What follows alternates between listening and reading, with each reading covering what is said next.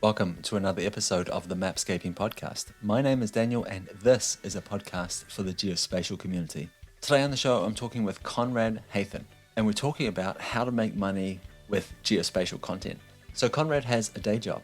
He is a hydrologist for the US Geological Survey, but he also has a side hustle. And his side hustle is he is a geospatial content creator. He is a YouTuber. He is a blogger, and he also creates and sells geospatial courses. And today on the podcast, you're going to learn how he does it, how he got started, how these different forms of geospatial content make money for him.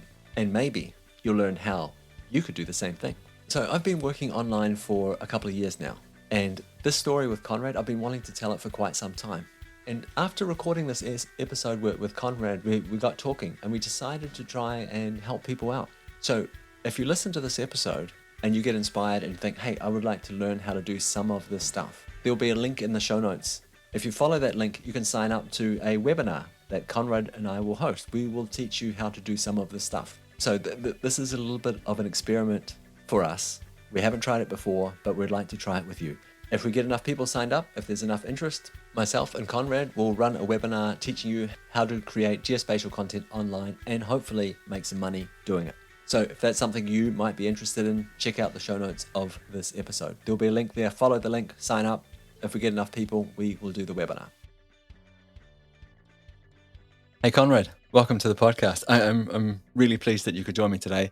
And this is an episode I've been wanting to make for a long time, just to give the audience a bit of context. The thing we're going to be talking about today is this idea of geospatial content creation. And you have built a successful side hustle around this in a variety of different ways. So this is the aim of the podcast of this episode, is to break that down for the listeners and maybe explain how they could do the same as well. Before we get into all that great stuff, would you mind just introducing yourself to the audience, please, and perhaps explaining like how you got involved in geospatial? I got started in geospatial in university. I was studying wildlife science and was looking for a minor to add to my studies and asked my academic advisor what he thought would be good. And he suggested GIS because when you're working with animals, you have their habitat and their movements that are all spatial in nature. And so I took some courses and really enjoyed them and really got into GIS. And that got me into, taking a couple of computer science courses. And the thing that really got me going is after I finished my undergraduate degree, I started working more in the watershed science, water resources side of natural resources, and was basically asked for work to program a geospatial model in C++, which I was not very familiar with. And so that year was a big learning experience as far as learning how to program GIS. And it's kind of in learning those things that I started the side hustle as far as teaching GIS. If you don't mind me asking, what is your title? Because we're going to be talking about your side hustle in just a minute. But what is your day job now? What do you do? Yeah, so right now I'm a hydrologist for the US Geological Survey, and that's my day job. And then my other job is this side hustle. Great. So let's talk about the side hustle. What is your side hustle? My understanding is that there's two parts to this at least, or two money making parts anyway.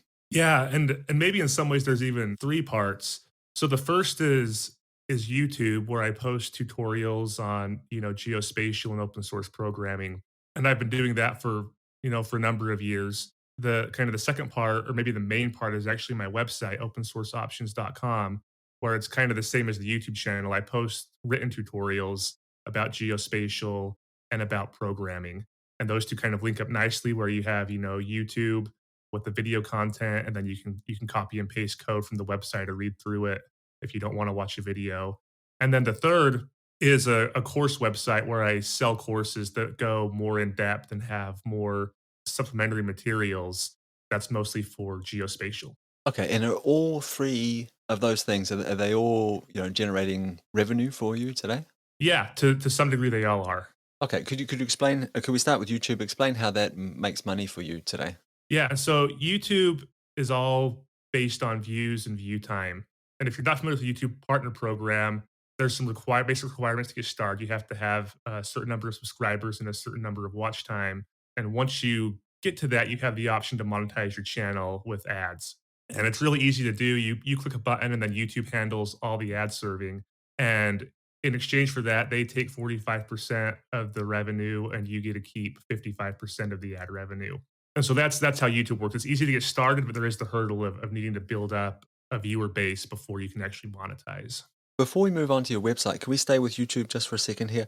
I think you mentioned at the start you were teaching GIS on your YouTube channel. Like, give us an idea of the kinds of videos that you're creating, perhaps how many you've got, and the kind of revenue that YouTube can generate for you in terms of ads. So I think I have over 300 videos on there right now. They cover a wide range of topics. I mean, it ranges from the basics of QGIS to how to install certain Python packages for GIS that are often difficult to install to, the intricacies of remote sensing with Python and performing image segmentation and classification. So it covers quite a broader array going from beginner to advanced. It's all a little bit disorganized. Like I said, there's over 300 videos there now. As far as revenue, between 200 and $300 a month is kind of the average, and that's getting, on the order of 70,000 views a month. Wow. Wow. Okay, so let's move on to the website now. So we talked about YouTube, a brief overview of that. I really appreciate it. The website, you've got two websites. Let's start with open source options. What is that and how does that make money for you?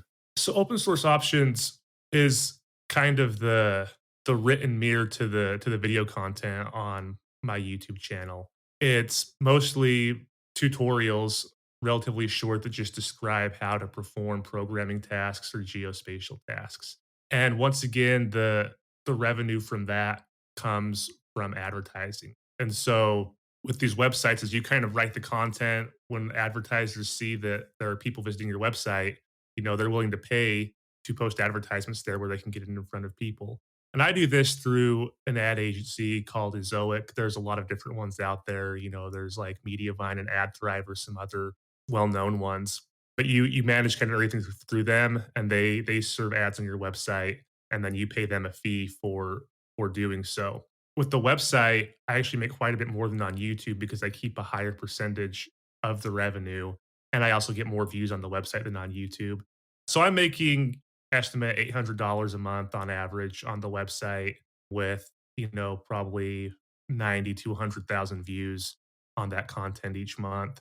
And the impetus behind the website was really to give people a place where they could that was more code friendly than YouTube. With YouTube, there's no way to copy code. You're kind of stuck following along and looking at the screen. And if I scroll away from the code, then you can't see it anymore. And so I wanted to have a place where if you, saw the video tutorial or were just searching for something, you could have access to that code and be able to dissect it in a better way than you could with video content. Okay, so that makes a lot of sense why you'd want those two different places. Also, I can see it's a significant revenue earner for you. Do YouTube and this website, open source options, they work together? Do you see what's hitting on YouTube and create the written version of that on your website, and perhaps vice versa in terms of creating videos? Like, and do they link to each other? Are these sources of traffic that can drive traffic to each other? Yes, they are. I haven't done the greatest job of linking my website back to YouTube, but YouTube links back to the website, especially for about, the last year or two. I guess initially it started out that when I started the website, I kind of chose the videos that were hitting on YouTube and wrote articles about them first. And now it's actually kind of gone the other way where I write an article and then record a YouTube video about it and link back. And the reason for that is that by the time I've written an article, I have a really good understanding on a subject and I have a code base to go from, and it makes recording a video really seamless. I don't have to go and take breaks because I've messed up and had an error and forgot something. I've worked through all that when I've created the blog post or the article on the website, and so I can go back to YouTube and just create a really concise, easy video. Okay, so we're going to come back to all these things again later on, but for now, I'm curious about this next website. So you've got this course website where you sell online courses. Could you tell us about that, please? What kind of courses do you sell, and the revenue that it generates on a monthly basis? The course's website is geospatialschool.com. And right now, I have 5 courses on there. Most of them, 4 of them are QGIS related. And so we basically have a QGIS beginners course, some more advanced remote sensing with QGIS, and then a couple that are focused on using Python with QGIS. So Python scripting and Python plugin development. And the final one is a web maps with Mapbox course. And so I've had these courses. Some of these, my first one was was the QGIS Python plugin development. And that's been probably on 3 or 4 different websites until I finally decided that it was best to just start my own website and put my courses there. But, these courses, I get traffic to these from my YouTube channel, from my website, and people who are interested in a more in-depth experience with data provided and, step-by-step walkthroughs of a lot of different topics. That's kind of who the target audience is for these courses. And so the revenue from these varies a little more from year to year and from marketing campaign to marketing campaign. But, probably on average, around $200 a month coming from those courses. Is that like YouTube and your website? That seems relatively passive, but I could imagine that a course might be more involved. Like, are people asking questions? Do you have to reach out and help them along? How much are you working for that $200 a month? So I've designed this to be passive, and there's a couple of reasons for that. So, one, I found out early on that if you're offering your assistance on courses, it can take up a lot of time. And I want these courses to be priced to the point where almost anyone can have access to them and it's not going to be a huge financial burden. I think this is important material. And so I want a lot of people to be able to access these courses. The most expensive thing in those courses is my time. And so, I kind of have the disclaimer. I try to get it up front. It's in my terms and conditions that there's, no guaranteed support with these courses. And the reason for that is so that I can keep the price low and make it available to others. It's one thing I've considered is having some other options for course purchase that are more in person and have more help available and maybe office hours or tutoring sessions included with those, but I haven't implemented that with my courses yet. Okay, so whew, thank you very much. We've got these three things, like side hustles, if you will. We've got YouTube, we've got your open source options website, and then you've got geospatial schools. So each of them is doing something slightly different. How do you pick your topics? And I want to start with YouTube. How do you pick a topic for YouTube? And like, how do you know it's worth making that video? There's a few different ways I come to this. Like I described, as lately I've been writing a website article and then going to YouTube to make the video. And kind of my strategy is to find those content gaps that are out there. And that can either be producing content that doesn't exist yet. There's a question that someone might have and there's not an answer for it or not a complete answer for it. Or finding those questions and realizing that I can make much better and much more thorough content than already exists. So, one of my first videos was how to make a pie chart in C++. plus plus. I needed to make it for one of my projects at the university, and I couldn't find anything anywhere online that described how to do it. And so I figured it out and made a YouTube video about it and posted it with no expectation as to views. And I was surprised because it turned out a lot of other people were interested in that. And as soon as I posted the video, it started getting traffic. So I spent a lot of time just thinking of questions, or as I go through some of my tasks with work, I have questions and realizing those content gaps that are out there and addressing those in my content. So this is the same for YouTube and the website, it sounds like. What about the courses? How do you know what courses to make? Is this based on like what content's working well for you on either the website or the YouTube channel, or is there something else there? Yeah, and so the course content is really what's getting the most traffic on the website and on YouTube. And also there has to be two components for a course. One, there has to be traffic to related content, and two, there has to be room to expand it. So some of my most viewed videos are working with Anaconda and Visual Studio Code or installing, GDAL with pip or things like that, and those aren't really topics that you can go and create a 4 to 10 hour course on. There's just not the material there. They're kind of small pieces of other courses.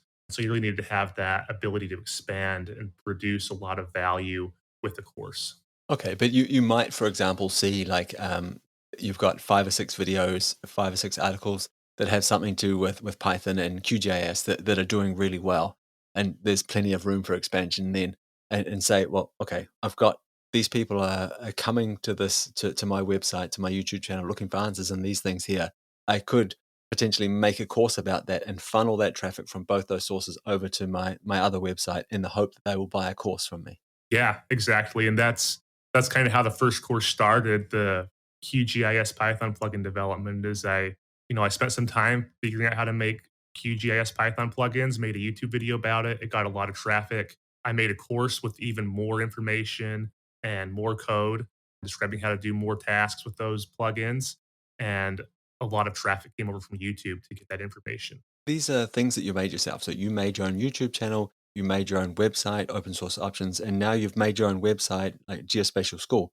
Why not put these courses, for example, on something like Udemy? There's a whole bunch of people, and they already know they're at Udemy already looking for courses to buy. Why not like use one of an existing platform for your course material? I've had my courses on Udemy. That's how I started out. And Udemy is all about making money for them. And they reserve the right to list your prices at any point they want. So they can change the price, they can put them on sale at any time they want. The only way that you make the full purchase price of a course is if you refer people to Udemy with a personalized link, which just brings more traffic to Udemy. It does bring more traffic to the course, but they want more traffic to Udemy. If they sell your courses through any other means, so through any of their marketing efforts, at best, you're making 50% of the course value. And often I was making, only 20% of what the course actually sold for. So after being on Udemy, I tried Teachable also, but I tried a couple of other Udemy like platforms and just was not pleased with the revenue share or the cost to host my courses there. And so I moved them over initially to opensourceoptions.com. So the first couple of months after moving from Udemy to opensourceoptions.com, I think I sold one quarter to half as many classes, but I made over twice as much money because I was able to control the prices and I was able to keep the whole revenue share. So that's really what prompted me to go to geospatial school, was that I can move it away from my blog and hopefully start to create a course website for geospatial learning that could benefit both creators and learners. One other thing I didn't like with Udemy is I think people are happy about this lifetime access. When you buy a course, you get lifetime access. But the thing that I realized looking through courses on there is that what that does is it doesn't incentivize creators to update their courses, because once you have access, and there's no reason for them to update. And so you always have access to the course, but after a year, you have lifetime access to old and outdated content. Yeah, I can see that. I can also understand like wanting to make something that you're proud of. Like when people show up and they buy it, you know that it's up to date, that it's accurate, and it's good. Especially if your name is on the box. I totally get that. So we talked a little bit about like the kinds of things you might want to make a course around, and we said, okay, well, you can look at things that are getting traffic, things that are people are searching for, answers that people want, and try and bundle them together maybe, and see if there's a bigger, broader topic here that you could go in more depth with and make a course around.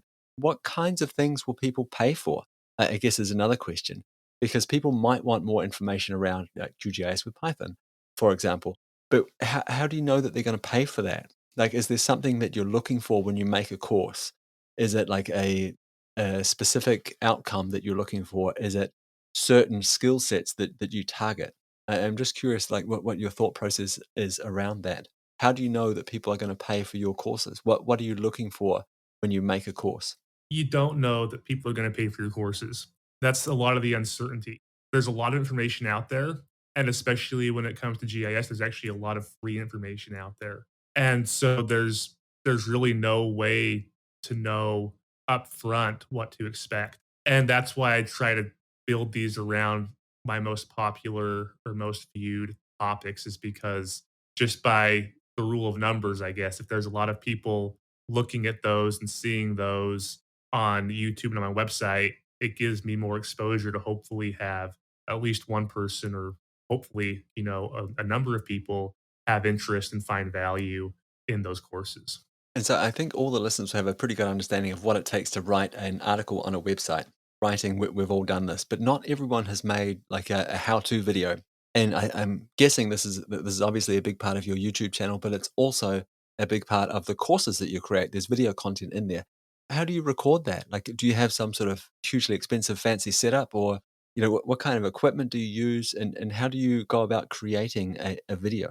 It's really simple. You just need screen capture software and a decent microphone so people can hear what you're saying. And then, you record your screen and describe what to do. I guess from my experience, there are a lot of different levels of quality, though. And you have to remember that when you're doing this, you're a teacher, right? You have to teach someone how to do this. It's a topic you know very well.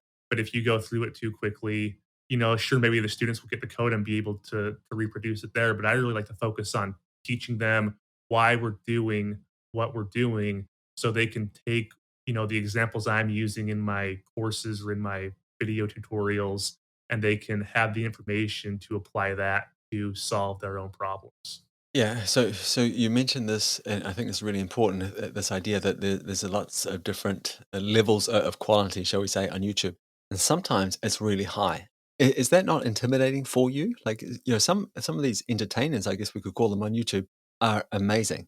How do you compete with that? Oh man, yeah, it is really intimidating, and I'll be the first to admit, like from a production standpoint, as far as having a lot of entertainment value in my videos, I don't really shoot for that. The way I view it is that I don't need to compete with these entertainers as far as having top of the line 4K video with slide in captions and figures like that. I just need to be able to teach people. I need to produce the best content for the purpose. And that might not be having stunning visual effects, but it's going to be giving people the information they need in a way that they can easily understand it and they can take what they've learned and apply it in new situations. And so as I try to focus on that, then I feel a lot less intimidated because a lot of these videos, they might have that high production quality as far as being visually pleasing, but they still can be empty in the information that they teach. So, can you give us some sort of hints, tips, tricks, whatever about making a good video? So you talked about this, teaching, making sure the students understand and get the point that you're there to be an educator. What are some tips? Like, or I guess maybe a better way of asking this is, what do you see people doing wrong when they either create these educational videos, how-to videos, or build courses in terms of their video content? So maybe it's not, I don't know if I'd say doing it wrong necessarily, but I think some things that can help give your viewers and students a better experience and help them learn. There's a couple of things I do. And one is something I've always done. If I have an error when I'm writing code, I leave that in the video. I show the students how I troubleshoot that error or show them what the error is. Now, I do try to minimize the errors because if I was recording myself developing something for the first time, it would take 2 hours to make a 5-minute movie because there'd be so many errors. So I try to cut that out, but invariably, you're going to make errors in some of those videos. I leave it in to help students understand debugging. The second thing is I go to the documentation in my videos quite frequently. I'll go pull up the documentation website and show students what the documentation for a function or a Python package or QGIS looks like so they can get familiar with that documentation. And if there's something they haven't covered or an application they haven't covered, they know where to go look and how to understand those documents. Is this completely scripted? Like, obviously you've prepared for it, but have you scripted it out word for word? I'm going to say this, I'm going to, do this kind of thing. No, I don't perform well in that environment. I know there are some people who will script all this out and they do a great job. It's too much for me. It's too much to think about in a lot of ways and it takes too much preparation time for me. I prepare to have a more natural presentation and kind of go with things as they come. And are you standing in front of the camera? Is it like a full image of you teaching in front of a whiteboard, or what kind of style is this? So I don't think there's any video of me on my YouTube channel. So far, it's been just recording my screen, partly because it's simpler that way, but also partly because I haven't found a great way I'm pleased with to present myself as well. But I also think it's something that I want to do moving forward, mostly with my courses, probably not with YouTube as much, just to give people more of a feel for who I am and get to know me as their instructor a little more. Yeah, I could definitely see this being as a really valuable tool for creating that connection. So I'm thinking about this, and you said this before yourself. There is a lot of content out there. Our problem isn't, for the most part, that we lack content. The problem is sort of filtering through it. So if I was thinking about getting into this, like if you said to me, "This is a great thing, Daniel, you should get into this sort of online courses, content creation, you can make money in the same way I'm doing. I would look at this and my pushback would be like, there's so much already, right? There's no shortage of online courses, no shortage of online content. How am I going to stand out in that sea? What would you say to people that push back in that manner? I would say that there's always going to be a need for good content and for quality teachers. There is a lot of content out there. If you program, if you do GIS, think back to when you were new to doing those things. What was the hardest part about getting started? And for me, it was learning those things on my own and learning how to understand the documentation for programming languages, programming packages, APIs, and GIS software. It's a steep learning curve to really understand that documentation and understand the way of thinking as far as how to perform certain tasks. And that's something that's gained by experience. You have to apply it.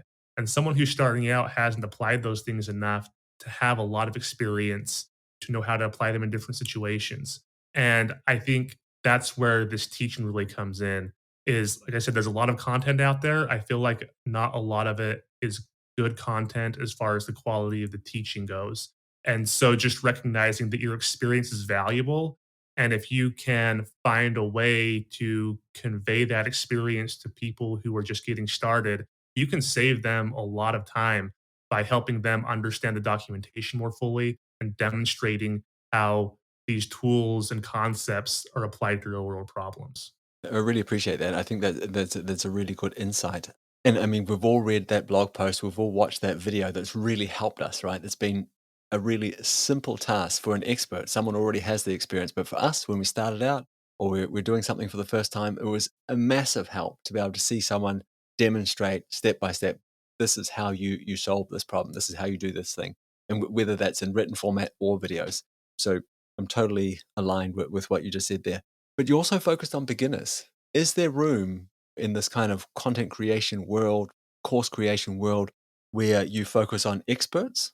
I think there probably is. One thing you have to remember that as you get into more specific analyses and more specific topics, that your potential customer base really shrinks. And so if I'm limiting a course to how something like how to analyze precipitation in the country of Canada, there's going to be very few people who are interested in analyzing precipitation in Canada.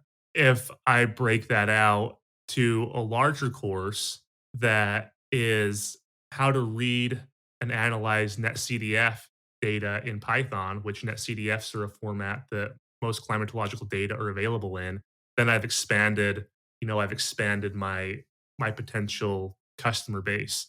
And so I think there's a fine line between finding something new and innovative that experts are going to be interested in while not having a potential customer base so small that you just don't get enough traffic through the course to make any money. I would imagine though, like the more specific you were, okay, I'm solving this problem for this very specific person. I would imagine that you could also up the price accordingly because now we're into not beginner level anymore. People are expecting a much more specialized kind of knowledge and perhaps therefore are willing to pay more for it. Yeah, definitely. And one thing I've done is sometimes I get requests for specific courses or how to do specific things, and I just know from the beginning that it's not going to be applicable to a wide range of people. And in some of those cases, I just offer my services for tutoring basically at a price that's higher than they'd pay for a course because I know it's just going to be maybe applicable only to them. We've talked a lot about courses and the video side of things. And again, because I think most people are comfortable with the idea of creating written content. And this is why I'm choosing to focus on this. How long does it take you to make a course? How long does it take you to make one of these videos? So a YouTube video, if I've already written a blog post about it, a 10-minute YouTube video might take me 20 minutes where I spend, basically 10 minutes recording, watch through it on, 1.5 speed so that I can get through it quick, make sure there aren't any issues in the video, then upload it to YouTube and provide the description and things. So it can be pretty quick for a YouTube video. A course is much more involved. You have to string together a lot of different ideas and make sure they relate to each other in a logical manner. So, a YouTube video, a lot of my videos are 10 minutes to half an hour. My courses are all over 4 hours long. That's 4 hours of video instruction. And so you can imagine that there's just a lot of time. I mean, that's 4 hours, 4.5 hours minimum to record those courses. It's going to be another 2 hours to watch through every lecture and make sure that everything's there it needs to be and I haven't skipped anything and the video quality and audio quality are good. And then I have to serve those videos myself, so upload them to my video hosting, get them embedded in the website, add all the code to the website, and that's just as far as making the content. Conceptualizing the content often takes at least that long, and then I have to go through and set up all the payment options once that's up there, and that takes also a couple of hours.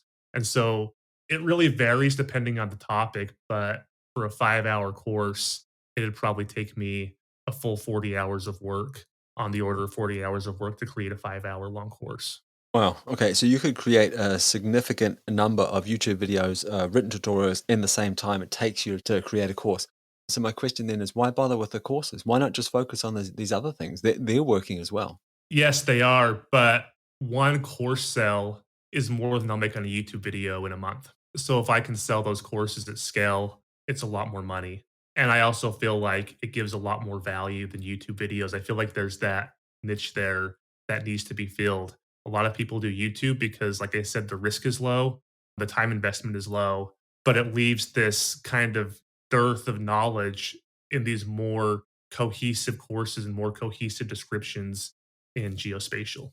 Would it be fair to say that you see more potential in the course side of your side hustle than the other businesses or the other pieces to it? Yes, I think there's a lot of potential there, but the trick is there's also more risk there, and it takes a much bigger time investment. And also, as far as we talk infrastructure, as far as website, it takes a much larger investment in website infrastructure to be able to produce and host those courses. It seems to me some of the risk anyway is mitigated, at least in my mind, because of YouTube and because of this other website. Yeah, You know, because you own, to some extent anyway, the traffic sources coming to your website. yes, that's true.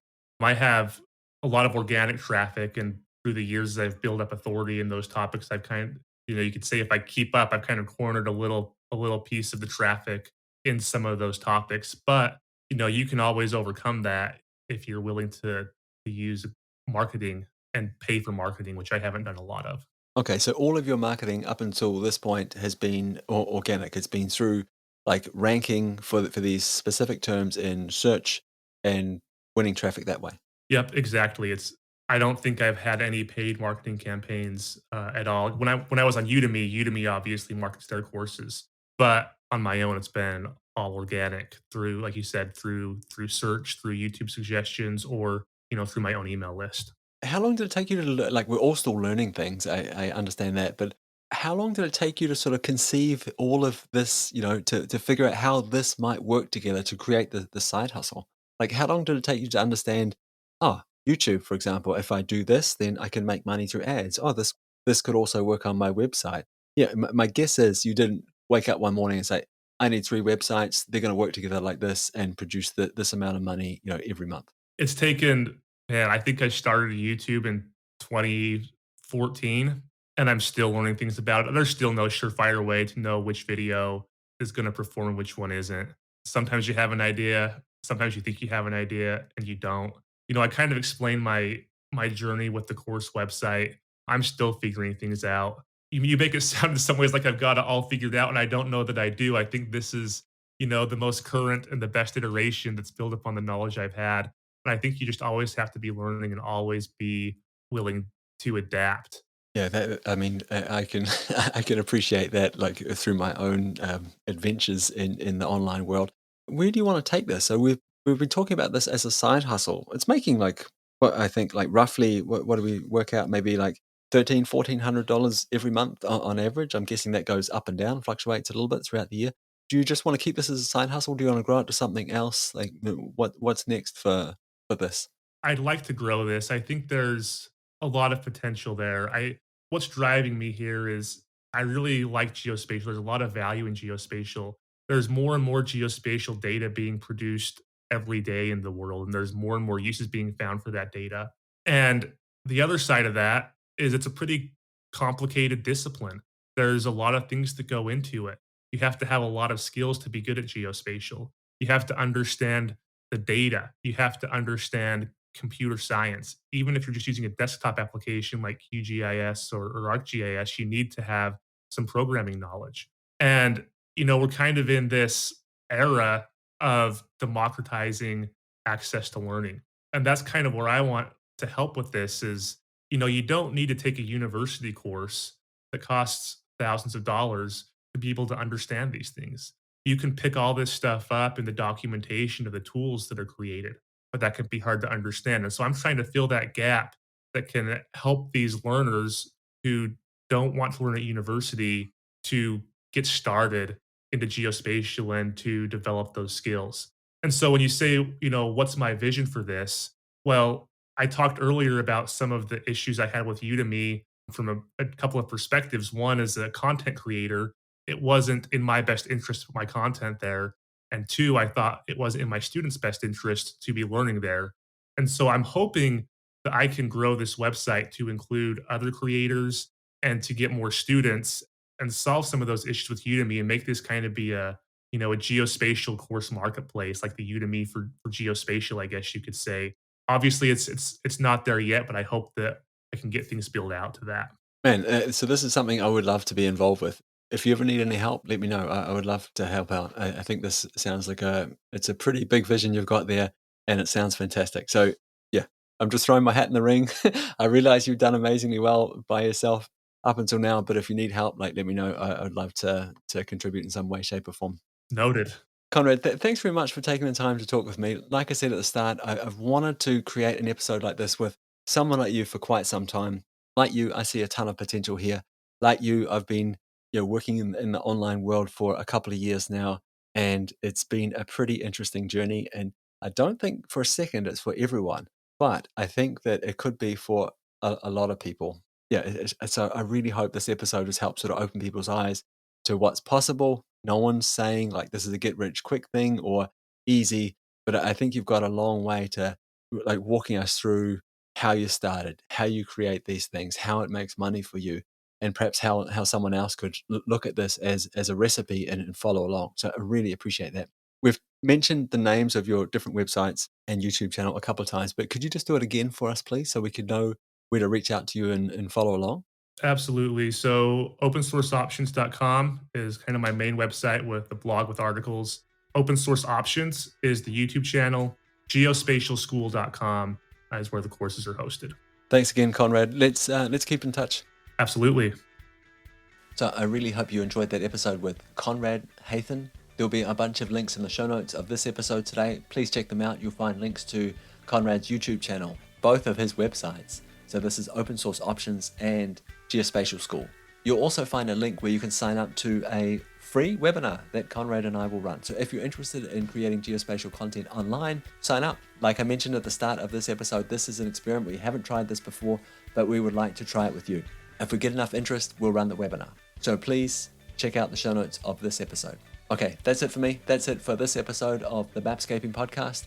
I'll be back again soon with a new episode. I hope that you'll take the time to tune in then.